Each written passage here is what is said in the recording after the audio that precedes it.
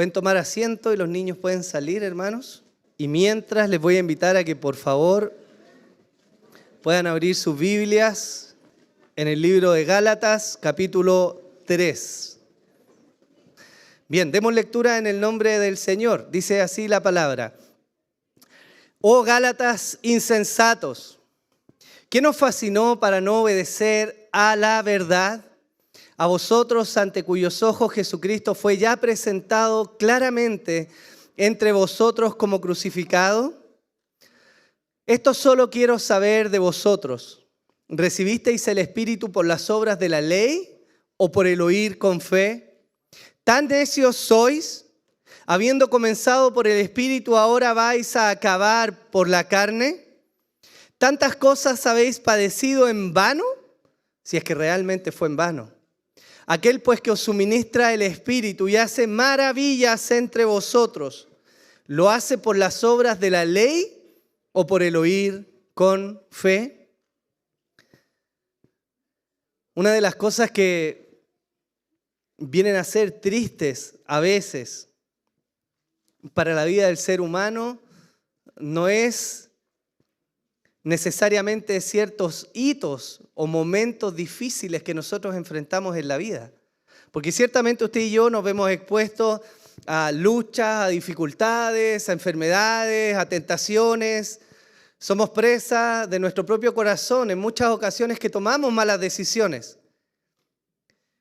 Pero hay algo que puede marcar amargamente el testimonio final de nuestras vidas. Y ese algo tiene que ver no con momentos puntuales que vivimos, sino con la forma en que corremos la carrera que Dios ha dispuesto por delante nuestro. Hace algunos meses ya supimos una noticia triste para algunos, quizás a otros se alegrarán y no sé dónde cabe eso, pero hace algunos meses fue conocida no la caída, sino fue públicamente expuesto el pecado de un hermano que era conocido, un conocido predicador, Steve Lawson. Y fue terrible ver que este hombre, a pesar de sus conocimientos teológicos y de toda su predicación, terminó su carrera, no en la fe, él no está muerto, pero terminó su carrera ministerial echando por tierra todo lo que durante muchos años había construido. Y esta reflexión, antes de comenzar el texto de hoy día, es importante porque tiene que ver precisamente con lo que Pablo quiere llamar la atención de los Gálatas, que no es solamente momentos puntuales de nuestra vida.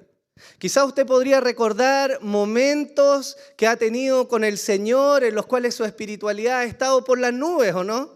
Y quizás alguno recuerda de mala manera, según nos dice Proverbios, ¿cierto? Mirando esos tiempos antiguos diciendo, oh, aquellos tiempos fueron mejores. Etapas, destellos de gloria. Pero la verdad es que la vida de un creyente no se mide solamente en eventos puntuales o en destellos de una gloria, sino en la continuidad y en la permanencia a lo largo de toda su vida. Eso mide la vida de un cristiano. Y Pablo está sacando a relucir precisamente un aspecto que le preocupa de la vida de los Gálatas. No un encuentro que ellos tuvieron, sino el cómo ahora están viviendo sus vidas y cuál va a ser el final si ellos permanecen en el camino que han determinado seguir. Eso es lo que Pablo está mirando. Y el ejemplo que les di yo es precisamente aquello. Alguno podría decir, bueno, soy un buen cristiano, me he congregado en algunos momentos, he aportado económicamente, quizás incluso he tomado cursos o he servido, pero hoy día estoy en una pausa activa, ¿cierto? Pero la verdad es que, hermanos, nuestro testimonio a lo largo de la vida va constituyendo, va mostrando, más bien manifestando cuál es el calibre de la fe que hay en nosotros. Y aunque parezca al inicio que esto pueda ser inocuo o que pueda no haber una gran consecuencia de la forma en que hoy vivimos, a lo largo del tiempo hay grandes consecuencias. Quizás alguno de ustedes ha tenido la oportunidad en algún momento de tener esta aventura de construir una casa, su casa propia o estar ahí. Y es toda una aventura porque hay muchas cosas que salen mal. Pero una de las lecciones que uno aprende con eso es que las medidas deben ser exactas. Porque 1 milímetro movido en esta dirección, en 10 centímetros no se va a notar. Pero en 10 metros usted va a tener una gran desviación, ¿ya? Y eso tiene que ver con la forma en que vivimos. Entonces, quería nombrar eso como introducción, porque lo que vemos en esta sección de manera particular es un llamado de atención del apóstol Pablo a los Gálatas respecto a la forma en que ahora ellos están viviendo. Gálatas inició con unas palabras duras del apóstol Pablo. Él argumentó de alguna manera la sorpresa y la maravilla que tenía de haber conocido a estos hermanos que estaban corriendo bien el evangelio, pero que de un momento a otro fueron perturbados por falsos hermanos que llegaron entre ellos y comenzaron a enseñarles que además del evangelio, de la gracia de Jesucristo, era necesario cumplir u observar algunas leyes para que así pudieran ser agradables delante del Señor. Estos enemigos de Pablo, estos detractores, expusieron que el apóstol estaba teniendo un llamado no genuino y que él era infiel al verdadero evangelio que había recibido. Entonces lo que hace Pablo, luego de mostrarle a los Gálatas la maravilla que él siente al verlos en esa condición, es defender su apostolado. Y defendiendo a su apostolado, él también entonces defiende la veracidad del evangelio que él recibió. Justo después de eso, el apóstol Pablo expone la realidad de que por las obras de la ley nadie puede realmente ser justificado. Y justo ahí entramos a la sección que vemos ahora, una sección que tiene un asunto medular. Y ese asunto medular es que si la justicia ha venido como fruto de las obras de la ley, entonces en vano murió Jesús. Y él pasa a explicar ahora la consecuencia. Él reprende a los hermanos duramente. Imagínense, él se levanta y le escribe a los hermanos: Gálatas insensatos. Imagínense yo llegara un domingo en la mañana, hermanos, y los saludara y le dijera: tontos, necios. Sería fuerte, ¿no? Pero eso es lo que el apóstol Pablo está haciendo precisamente con los hermanos. Él los está reprendiendo ahora, duramente. ¿Por qué? Porque hay dos cosas que tenemos que mirar como antecedentes por los cuales el apóstol está realmente indignado con estos hermanos. La primera de ellas es que, como él mismo lo dice, Cristo fue claramente presentado ante ellos como crucificado. ¿Qué quiere decir esto? Que el evangelio de Jesucristo y su entrega como ofrenda para redimir a todos aquellos que confiaban en él ya había sido presentado. Pablo ya les había comunicado la verdad del evangelio. Alguien podría decir, bueno, no hay problema en que el apóstol Pablo tenga que venir a recordarles de nuevo, ¿no? Él mismo en otro lugar dijo, bueno, hermano, no me es gravoso volver a repetirles las mismas cosas y de buena gana lo voy a hacer. Pero ¿por qué Pablo pareciera que ahora está tan indignado con volver a recordarles algo que parece ser el fundamento de la fe? Y esa indignación viene como parte de que él ya les presentó a Jesús. Los Gálatas están cediendo no por falta de conocimiento, sino por falta de carácter. Él ya les enseñó que Jesús fue entregado precisamente para que ellos confiaran en Él como el único que puede traer salvación a sus vidas. Pero ellos se están deslizando. El problema de los Gálatas, hermanos, no es falta de entendimiento entonces. No es un tema que supere sus fuerzas. Es un problema de carácter. Es que la firmeza de su corazón está siendo ahora puesta en otra cosa que no es el evangelio de la gracia de Jesucristo. Y esto es bastante más común de lo que nosotros solemos pensar, hermanos. ¿No habíamos estudiado ya algunas semanas atrás cómo nosotros mismos en muchas ocasiones, por falta de carácter, terminamos traicionando la enseñanza que hemos recibido o no. O esto le pasa a los Gálatas nomás. ¿Nos dice la Escritura que no seamos ásperos con nuestras esposas o no? Pero ahí está, en la práctica, el carácter se va por delante y terminamos quebrantando aquello que sabemos que tenemos que obedecer. De igual manera, para las esposas, ¿no ha dicho el Señor que se deben sujetar a sus esposos? Pero aún así, a pesar de conocerlo, hay algo que nos gana esta batalla, ¿cierto? Y nos hace traicionar aquella enseñanza que hemos recibido.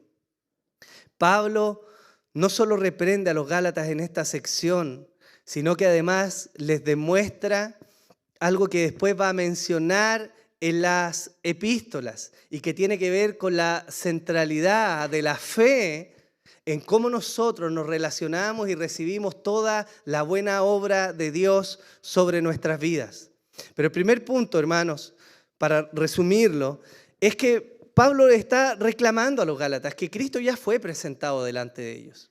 No hay algo novedoso, no hay algo que no se les enseñó, no hay algo que les faltara haberles comentado. No es que ellos están siendo movidos porque una nueva enseñanza apareció, algo que Pablo no les había comentado. No, ellos son responsables de obedecer aquello que habían recibido. Y lo segundo que tiene indignado al apóstol Pablo es precisamente el tema de alguna manera central de lo que vemos hoy día, y es la forma en que ellos están corriendo. Ellos comenzaron bien, pero ahora están tomando un camino diferente. Y Pablo va a hacer una serie de contrastes para mostrarle a los Gálatas por qué el camino que están tomando es un camino incorrecto. Él lo va a hacer a través de una serie de preguntas retóricas. Es decir, él no está esperando respuesta a estas preguntas. Él está esperando que los Gálatas mediten y reflexionen en sí mismos en la respuesta de estas preguntas. Por ejemplo, en el versículo 2, Pablo les pregunta, ¿recibiste el Espíritu por las obras de la ley o por el oír con fe? En el versículo 3 les vuelve a increpar y les dice, ¿tan necios sois? Después vuelve a preguntar en el versículo 3, habiendo comenzado por el Espíritu, ¿ahora vais a acabar por la carne? En el versículo 4 vuelve a preguntar y les dice, ¿tantas cosas habéis padecido en vano? Y termina preguntándoles de nuevo, aquel que les suministra el Espíritu, dice, ¿lo hace por las obras de la ley o por el oír con fe? Cada una de estas preguntas lleva a los Gálatas hacia una reflexión que viene a desmoronar el argumento que están presentando delante de sí. ¿Cuál es el argumento de los Gálatas? De que ahora las obras de la ley son también necesarias para caminar en el Evangelio de Jesucristo. Y Pablo lo que está viendo es que ese no es el camino que les había enseñado. ¿Por qué están corriendo mal? Porque habiendo iniciado con una fe genuina, ahora están apoyando el continuar esta carrera en las obras de la ley y no en la fe. El problema de esto es que la vida de fe, hermanos, no tiene que ver con un momento puntual. La vida de fe no es una declaración, no es levantar la mano y decir, Señor, te recibo en mi corazón, estoy listo, caminamos. La vida de fe es práctica y se vive todos los días de la vida del creyente. No hay un creyente que pueda vivir apartado de la fe genuina. La opción a eso es precisamente lo que los Gálatas han abrazado, el caminar por las obras de la ley. Pero hay un problema, según nos muestra el apóstol. Hay un refrán popular que dice así, del plato a la boca se cae la sopa. ¿Lo habían escuchado, no? Bien, les acabo de informar un refrán, ¿no? Este refrán dice, del plato a la boca se cae la sopa. Y no es sino una expresión que manifiesta cómo a mitad de camino, algo que pudo haberse iniciado bien, se puede torcer y puede terminar en algo que nadie desea, ¿no? Nadie desea derramar su sopa desde que la toma en el plato hasta que se la lleva a la boca. Pero esto es precisamente el punto importante. Pablo no está necesariamente dudando de la salvación o de la conversión de los hermanos de Galacia, pero está levantando un punto que no se puede dejar pasar, y ese es que la vida cristiana no es solo una experiencia, como se los decía, sino que tiene que ver con todos los procesos de la vida y cómo la fe acompaña en la práctica el día a día de aquellos hombres de fe. Y esto es lo que los Gálatas están haciendo mal. Ellos están comenzando bien, pero no están continuando en un camino de fe. Y esto nos debe llevar a hacer una especie de paréntesis para poder conversar acerca de dos tópicos que se van a repetir a lo largo de Gálatas y de los cuales tenemos que tener un entendimiento adecuado para entonces comprender lo que está ocurriendo. Y eso es la mención de la ley y de las obras de la ley.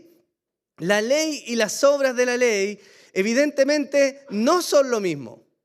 Y quizás para alguno que no ha estudiado de esto, habrá tenido una lectura rápida y habrá pensado que cuando Pablo habla acerca de la ley o de las obras de la ley se está refiriendo a lo mismo, pero son dos cosas muy diferentes. De hecho, la misma mención de la ley que Pablo hace en muchas de sus cartas no necesariamente se refiere siempre a la misma ley. ¿Ya? Entonces vamos a examinar un poco esta relación entre la ley y las obras de la ley para que entendamos a qué se refiere. Respecto al uso del término la ley, Pablo se refiere básicamente en sus cartas a tres tipos de ley: la ley moral, a la ley ceremonial y a la ley judicial. Cada uno de los textos en los cuales él cita la ley tiene un contexto que nos ayuda a entender a qué tipo de ley se está refiriendo el apóstol Pablo. Pero me gustaría primero hablar de la ley moral. Y nuestra confesión bautista lo explica así.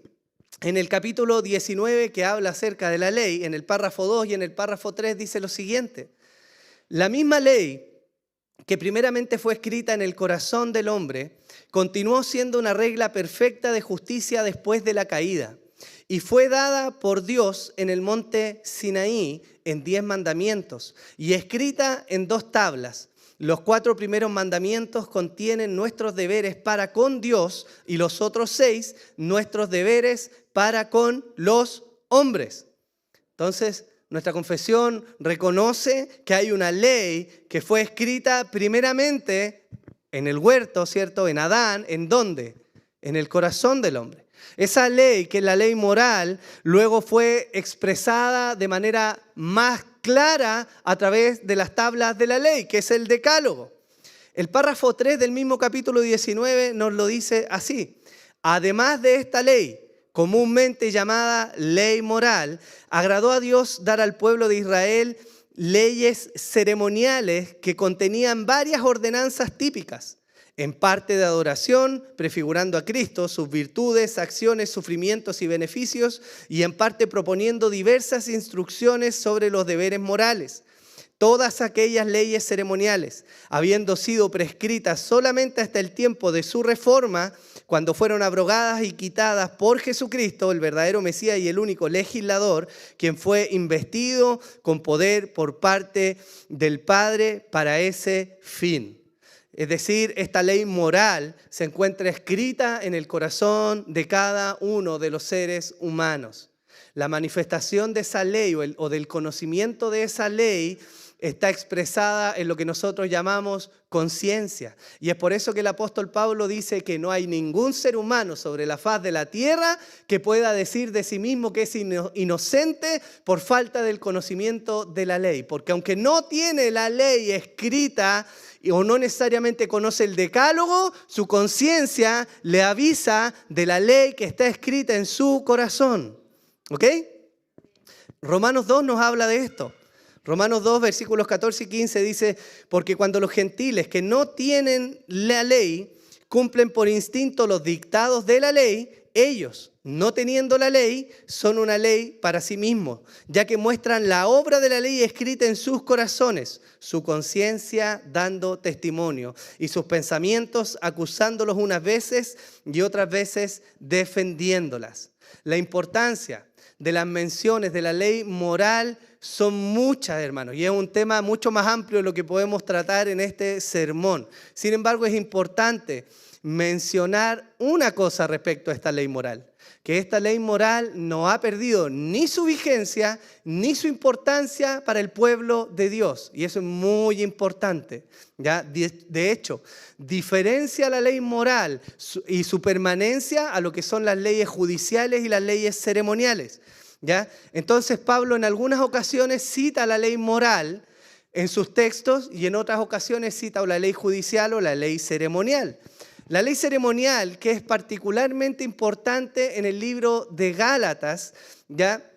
¿Por qué? Porque la ley ceremonial es aquella que pedía, por ejemplo, la circuncisión, ¿ya? Y es algo de lo que Pablo está luchando con los Gálatas para que ellos entiendan que esta ley de manera particular no corre, ni tiene vigencia, ni es un requisito para la salvación de los Gálatas. Por eso estoy haciendo todo este preámbulo de la ley, ¿ya? Un ejemplo del uso de esta ley está en Gálatas 5, versículos 2 y 3, cuando dice: mirad, yo Pablo os digo que si os dejáis circuncidar, Cristo de nada os aprovechará. Y otra vez testifico a todo hombre que se circuncida que está obligado a cumplir toda la ley. ¿De qué ley nos está hablando ahí? No está hablando de la ley moral, está hablando de la ley ceremonial. Perfecto, bien. Este es el cumplimiento de esta ley, es lo que los detractores de Pablo están promoviendo. Ellos no están abogando en las iglesias de Galacia de que los hermanos sigan cumpliendo, tengan en su mente la ley moral. Ellos están con su mente puesta en la ley ceremonial, ¿ya? Eso es lo que ellos están haciendo. Ahora, la ley es una cosa, pero las obras de la ley son otra cosa. Y las obras de la ley, esta expresión, hermanos, se refiere a las obras que emanan de la exigencia de la ley. Usted dice, ¿qué quiere decir esto? La ley, por ejemplo, la ley moral, nos dice que debemos amar al Señor nuestro Dios, ¿o no? ¿Lo dice o no? Bien, la obra de la ley viene siendo el cumplimiento de este mandamiento. ¿Cómo expresamos el amor a nuestro Dios? Por ejemplo, ¿cómo lo expresamos? Reuniéndonos en su día para tributarle la adoración que Él merece. El venir acá hoy día, el presentarnos delante de Él, el disponer nuestro corazón, el elevar cánticos, el entregar de lo que Él nos ha dado, el guardar reverencia, el celebrar las ordenanzas, es una manifestación, es una obra de la ley. ¿Se entiende? Es lo que viene como resultado cuando yo obedezco esa ley. Por lo tanto, son dos cosas diferentes y es importante hacer esta distinción, porque lo que Pablo está atacando es precisamente el cómo estos hermanos están siendo seducidos para, de alguna manera, quitar la fe de su lugar y poner las obras de la ley, es decir, su cumplimiento, como algo que Dios está avalando. Y ahí viene precisamente el error. ¿Qué más podemos decir de esto? Tenemos que recordar algo, hermanos. La Escritura nos dice que la ley es buena. Amén. La ley es buena. La ley no es mala. Y como cristianos, lo vimos al inicio de esta serie. De hecho, justo antes de comenzar esta serie, vimos que la ley tiene un buen propósito. Primera de Timoteo capítulo 1, versículo 8 lo dice así. Pero nosotros sabemos que la ley es buena. ¿Cómo? Si se usa legítimamente. El cristiano no debe ni temer a la ley, ni mirarla con recelo, porque de nuevo la Escritura nos da amplio testimonio de que la ley es buena si se usa legítimamente. Romanos 7:12 dice: así que la ley es santa y el mandamiento es santo, justo y bueno. Por lo tanto, no es que Pablo tenga un problema en sí con la ley. La ley no es lo que está mal. Es el uso de esa obediencia que la ley demanda, aquello que Pablo está poniendo en la mira de los Gálatas, porque eso, como lo vamos a ver un poco más adelante, es lo que mueve nuestro corazón de la genuina adoración a un acto religioso, frío y vacío que no honra a Dios. ¿Ok? ¿Me sigue hasta acá? Perfecto. Otra cosa que debemos prestar atención es el uso civil de la ley, o más bien a algo que los teólogos han denominado el triple uso de la ley. Y este triple uso de la ley se refiere precisamente a cómo la ley sigue no solo vigente, sino que tiene aplicaciones piadosas para la vida de los creyentes. Y en particular hay tres usos de la ley, que son el uso civil, el uso pedagógico y el uso normativo. El uso civil, tenemos una mirada de esto en 1 Timoteo capítulo 1, versículos 9 y 10, que nos da una aclaración justo después de que nos dice que la ley es buena.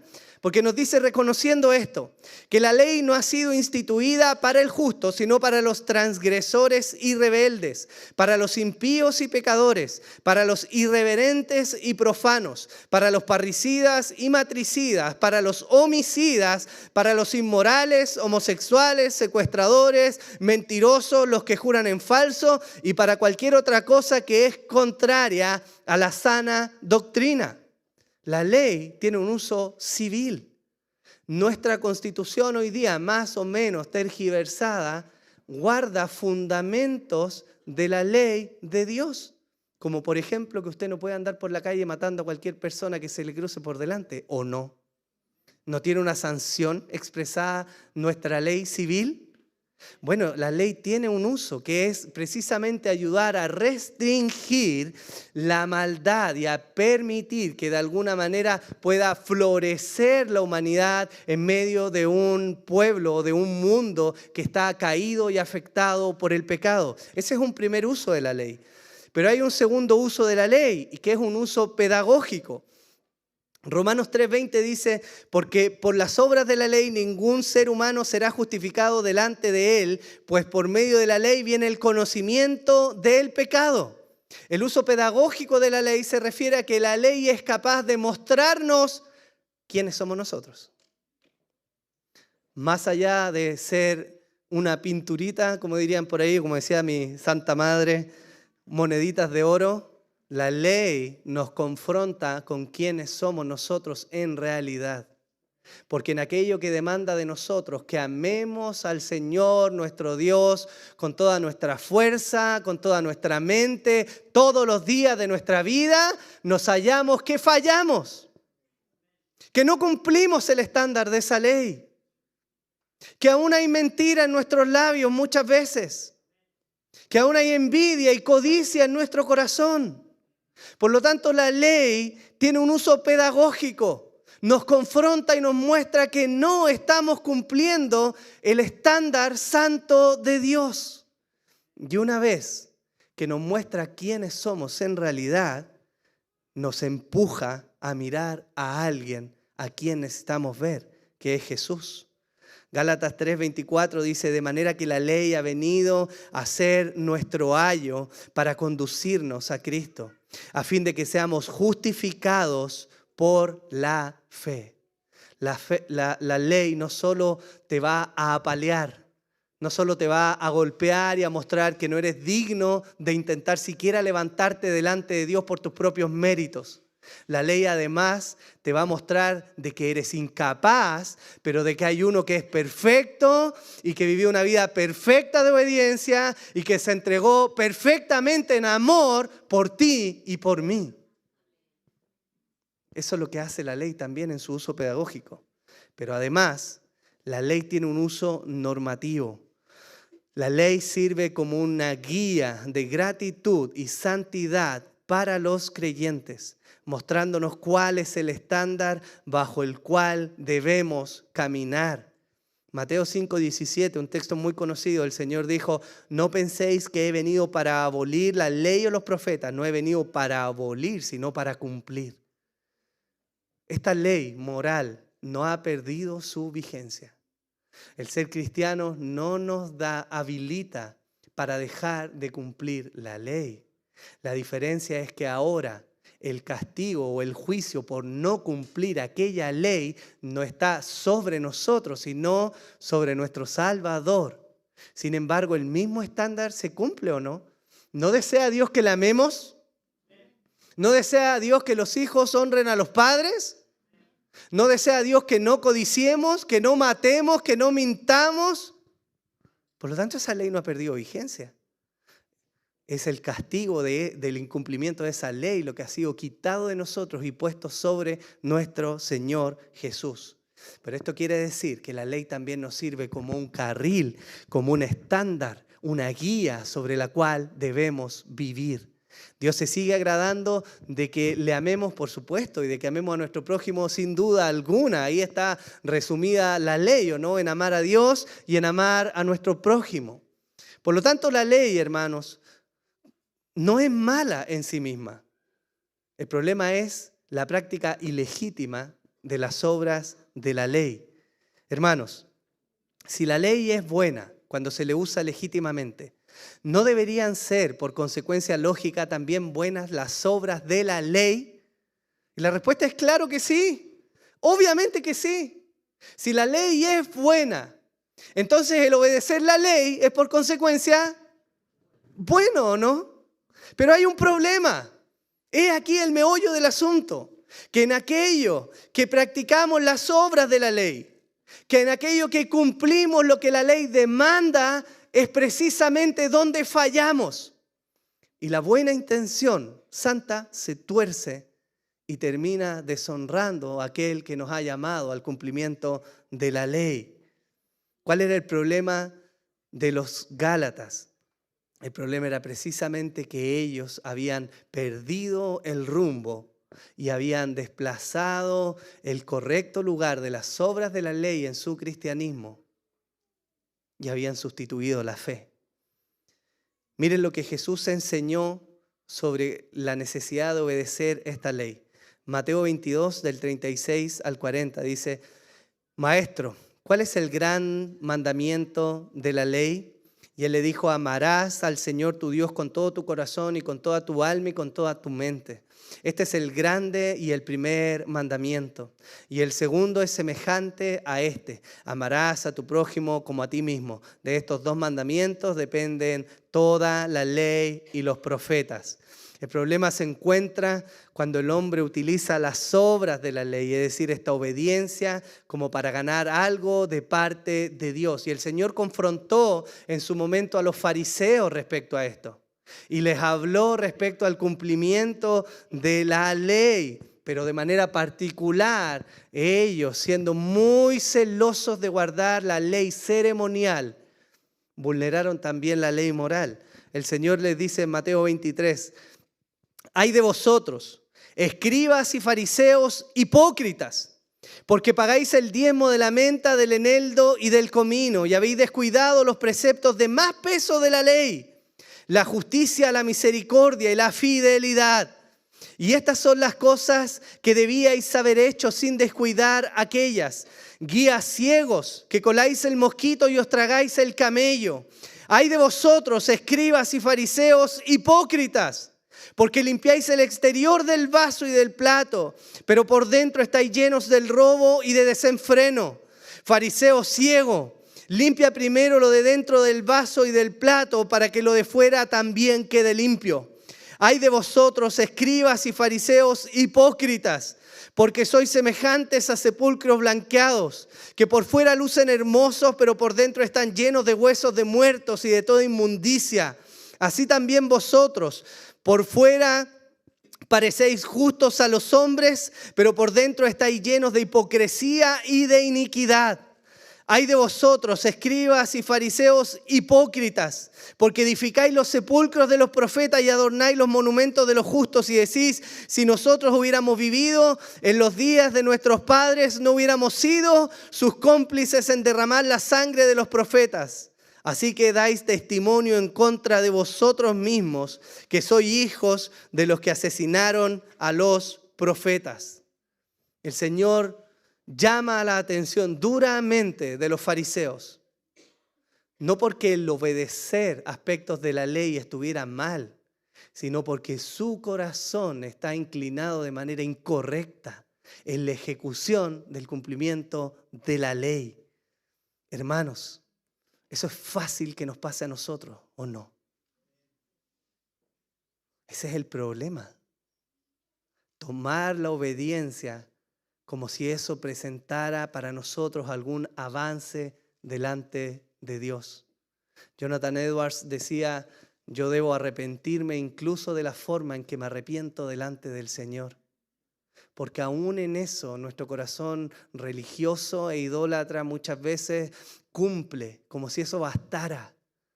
Pero es importante guardar el correcto corazón, hermanos, en la medida en que cumplimos obediencia a la ley del Señor o a lo que Él nos ha pedido. Amén. Ahora, vamos al hueso de esto. El asunto de la fe versus las obras de la ley. Para hacer notar su punto, hermanos, el apóstol Pablo utiliza una serie de preguntas retóricas, como yo les había dicho, que tienen como finalidad hacer reflexionar a los gálatas, pero además traer una comparación entre la ley, las obras de la ley y la fe correctamente. Luego de la reprensión del verso 1, el apóstol rápidamente le dice a los gálatas: ¿ustedes recibieron el Espíritu por las obras de la ley o por el oír con fe? Esa es la pregunta que primero hace el apóstol Pablo. ¿Cómo? Díganme ustedes, ¿cómo llegaron a la convicción de que Jesucristo fue realmente entregado por ustedes? ¿Cómo ganaron ese favor de Dios? ¿Cómo recibieron el Espíritu Santo? ¿Cómo? ¿Fue por obedecer? ¿Fue por cumplir? ¿Fue por llegar a un estándar? ¿O fue por tener fe? La respuesta era lógica. El apóstol Pablo no esperaba una respuesta de ellos. Evidentemente era por la fe, ¿o no? Pero ellos se habían desviado. Esto debiera ser determinante para el argumento de Pablo.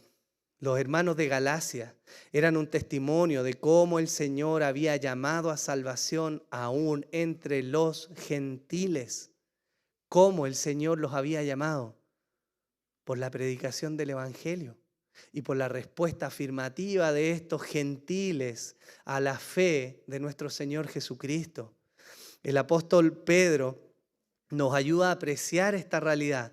En Hechos 10:34 se nos dice así: entonces Pedro, abriendo la boca, dijo: ciertamente ahora entiendo que Dios no hace acepción de personas, sino que en toda nación el que le teme y hace lo justo, le es acepto. Esto es cuando el apóstol Pedro estaba meditando, ¿cierto? Y desciende ese lienzo del cielo y él ve animales inmundos y el Señor le dice: oye, no llames inmundo lo que yo he limpiado. Y después le dice: van a venir a buscarte, y llegan a buscarlo, que era un hombre Cornelio, ¿cierto? Toda esa sección, Pablo llega a concluir esto y dice: ahora entiendo, ¿cierto?, que Dios no hace acepción de personas.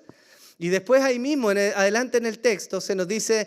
desde el versículo 44, mientras Pedro aún hablaba estas palabras, el Espíritu Santo cayó sobre todos los que escuchaban el mensaje y todos los creyentes que eran de la circuncisión, que habían venido con Pedro, se quedaron asombrados, porque el don del Espíritu Santo había sido derramado también sobre los gentiles.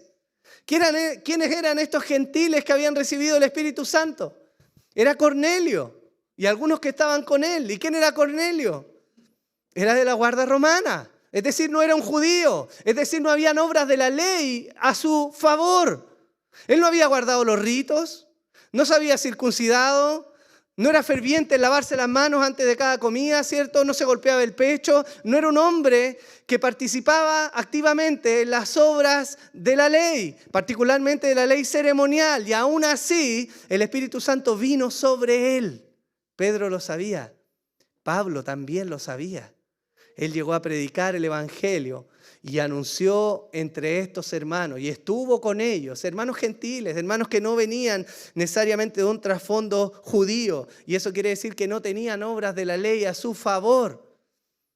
Por lo que era lógico para ellos poder reflexionar y entender que habían sido aceptados por el Señor. ¿Por qué? Por la fe. Por la fe. No por sus obras, Por la fe. Y ese es el punto de Pablo. Ahí quiere llevar la reflexión. Ellos fueron salvos, ustedes Gálatas fueron salvos por la fe, por haber recibido el mensaje del Evangelio, no por las obras que podían añadir. No porque desde ese momento comenzaron a ser fieles asistentes a la iglesia. No porque no se perdían ninguna reunión. No porque oraban con las rodillas dobladas, mucho menos porque se circuncidaban. Era simplemente por la fe. De ahí viene la reprensión de Pablo. Él con sorpresa les dice, ¿tantas cosas habéis padecido en vano? Si es que realmente fueron en vano. Y no sabemos, hermanos, a ciencia cierta qué pudieron haber experimentado los Gálatas. Podríamos aventurarnos a decir que, bueno, para todo cristiano, y eso nunca perdió vigencia, el sufrimiento y el desafío en esta vida es algo que se nos ha entregado. El apóstol Pablo escribió a la iglesia en Filipo, cierto, que no solo se nos ha concedido que creamos en el Señor, sino que además padezcamos por Él. Lo que quiere decir que el padecimiento no es ajeno a todo cristiano. Al contrario, deberá ser parte de la experiencia de la vida para usted y para mí. Pero no sabemos si ellos sufrieron. Este padecimiento también puede haber sido cualquier cosa buena que ellos hayan experimentado o que hayan recibido. Pero todo eso estaba en peligro. Pablo usa las palabras, tantas cosas habéis padecido en vano, como una forma de mostrarles de que si ellos persisten en caminar esta ruta que emprendieron, es decir, ya no dependiendo de la fe, sino basada en las obras de la ley, entonces toda esa experiencia previa había sido en vano. Eso es lo que Pablo está diciendo. Y no está hablando de perder la salvación, no. Está hablando de cómo se puede tirar por la borda realmente la obra del Señor, o más bien evidenciar a largo plazo que nunca fueron de Él. Esto nos debe hacer reflexionar, hermanos, respecto al papel de la fe en la vida de los creyentes. Y lo primero que quiero mencionar es lo que Pablo está diciendo.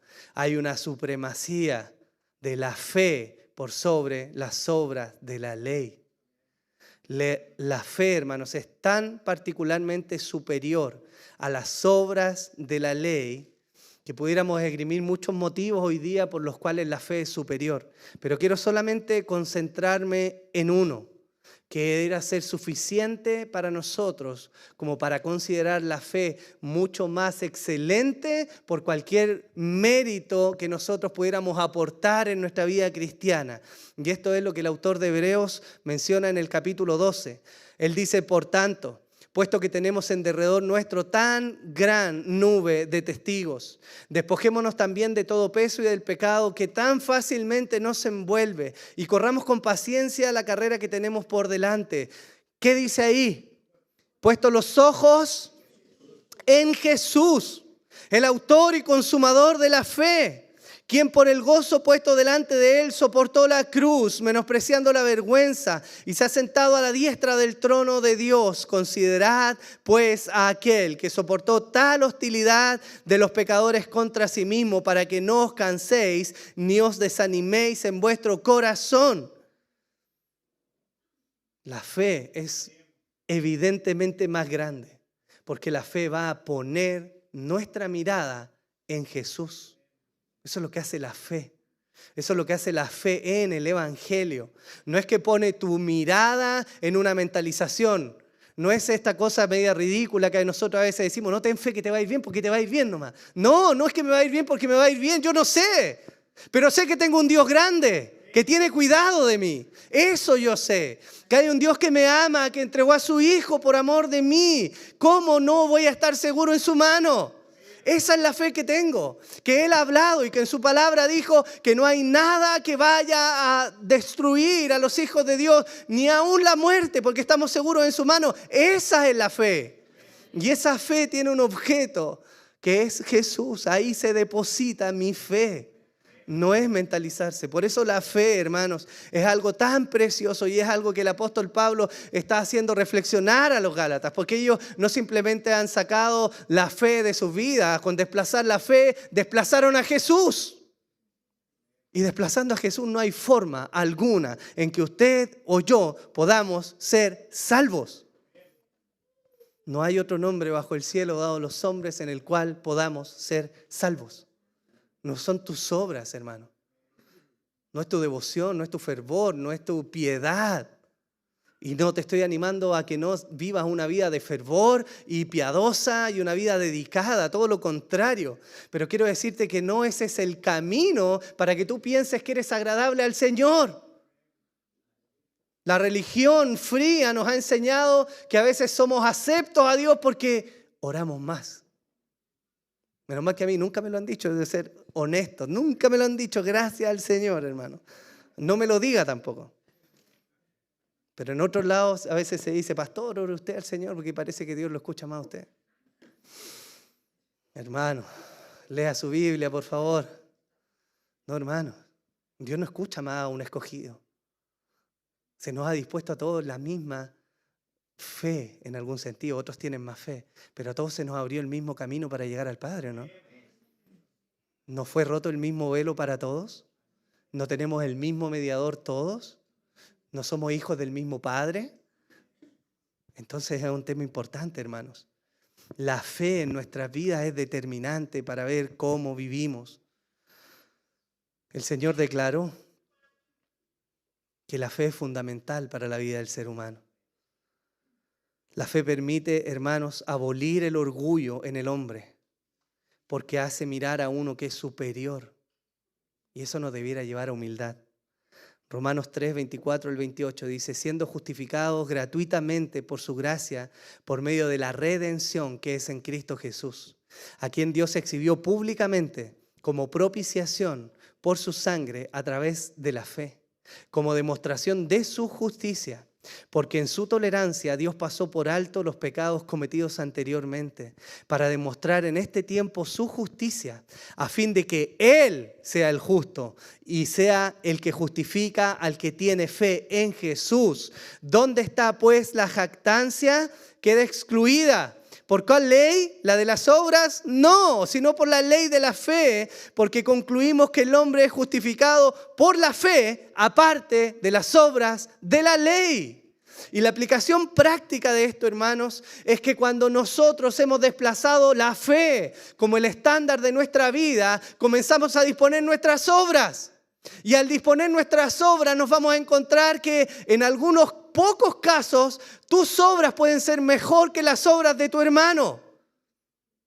Y lo vas a golpear, y lo vas a maltratar, y lo vas a mirar en menos, porque tú te vas a ver mayor. Es una práctica, una mala práctica en el cuerpo del Señor. Cuando nosotros quitamos la fe, entonces florece el orgullo. Pero cuando hay una fe verdadera, tú y yo debiéramos caminar en completa humildad delante del Señor. No hay quien se pueda jactar delante del Señor. No hay quien contribuya un centímetro a su salvación. No hay nadie, hermanos. Ni usted ni yo, por mucho que estudiemos, oremos y dediquemos, vamos a ser más merecedores del amor y del favor del Señor. Es imposible. Y eso es el error del cual Pablo quiere sacar a los Gálatas. Ellos recibieron a Jesús como crucificado. Entendieron que el Señor murió por ellos. Y abrazaron esa fe maravillosa y se unieron a la Iglesia Universal. Pero ahora creen que para continuar su camino entonces dependen de estas obras de la ley.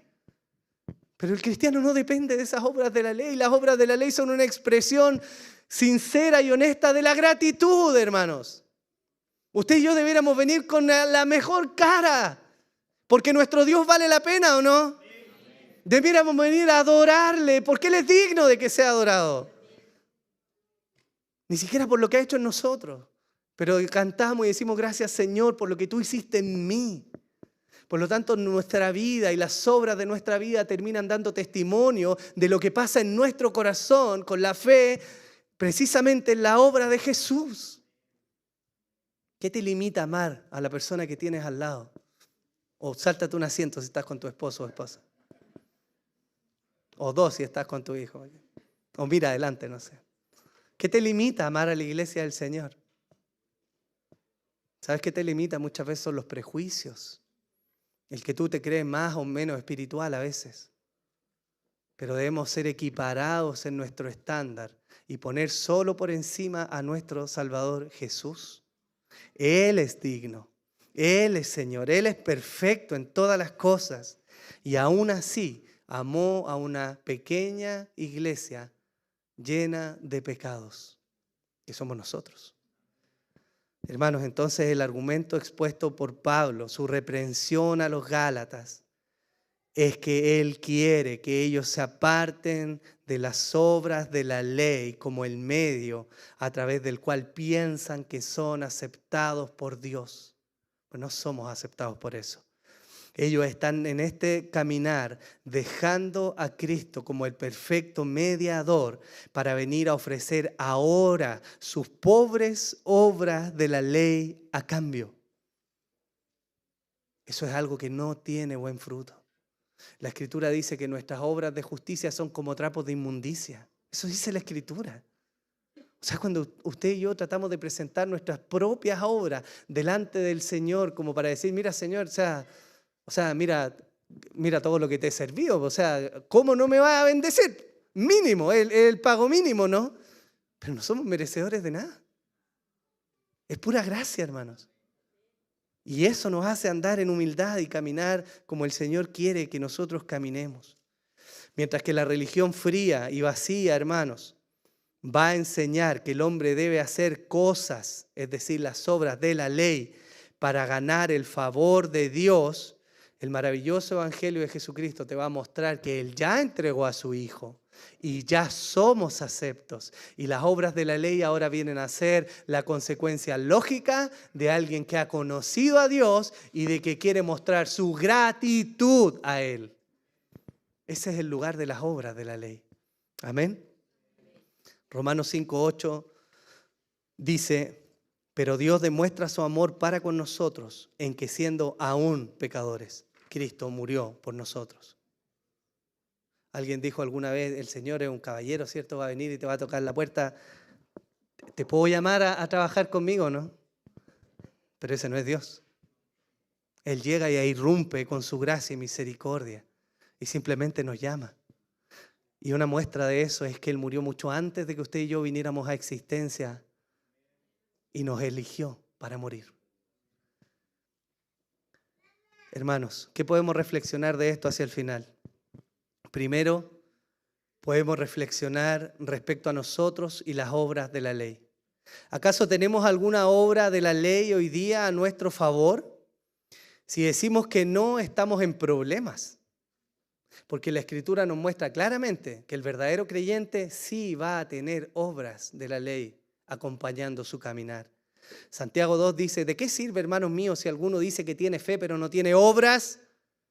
¿Acaso puede esa fe salvarlo? Si un hermano o una hermana no tienen ropa y carecen del sustento diario y uno de vosotros les dice, id en paz, calentaos y saciaos, pero no les dais lo necesario para su cuerpo, ¿de qué sirve? Así también la fe por sí misma, si no tiene obras, está muerta. Pero alguno dirá, tú tienes fe y yo tengo obras, muéstrame tu fe sin obras y yo te mostraré mi fe por mis obras. Eso quiere decir que lo primero que debiéramos hacer hoy día es reflexionar respecto a nuestras obras, porque si no tienes obras no puedes decir que tienes fe. No hay una fe honesta, verdadera, sincera, sin las obras de la ley. No existe. Y debes ser honesto u honesta contigo el día de hoy. Porque si tú piensas que estás siguiendo a Cristo y sin las obras de la ley, es decir, sin una evidencia que testifique claramente de que quieres obedecer a este Dios, entonces estás perdido o perdida. Y tu fin no es salvación. Esa debería ser la primera reflexión. La segunda es que podemos reflexionar acerca del lugar que las obras de la ley ocupan en nuestro buenómetro. ¿Somos mejores que otros porque tenemos mejores obras de la ley?